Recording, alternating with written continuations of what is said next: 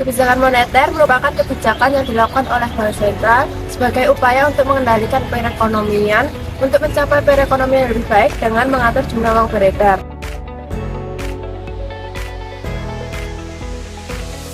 Perubahan jumlah uang beredar mengubah tingkat bunga yang menyeimbangkan pasar uang untuk setiap tingkat pendapatan dan dengan demikian menggeser kurva LM. Setiap tingkat pendapatan, kenaikan keseimbangan uang real akan menyebabkan turunnya tingkat bunga. Karena itu, kurva LM bergeser ke bawah atau kanan. Kenaikan jumlah uang beredar mengurangi tingkat bunga dan menaikkan tingkat pendapatan. Jadi, model ISLM menunjukkan bahwa kebijakan moneter mempengaruhi pendapatan dengan mengubah tingkat bunga.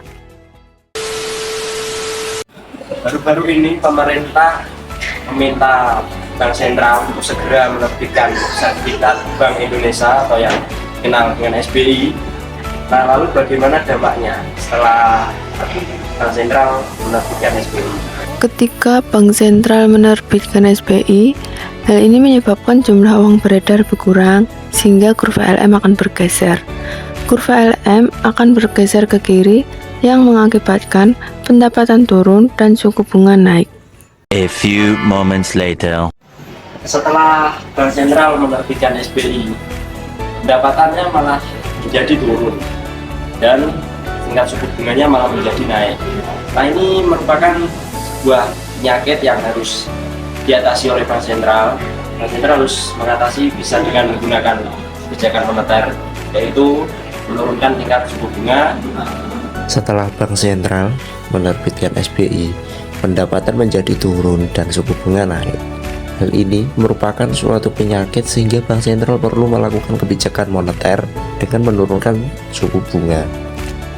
Ketika Bank Sentral menurunkan suku bunga, kurva LM akan bergeser. Kurva LM akan bergeser ke kanan yang mengakibatkan pendapatan kembali naik dan suku bunga kembali turun.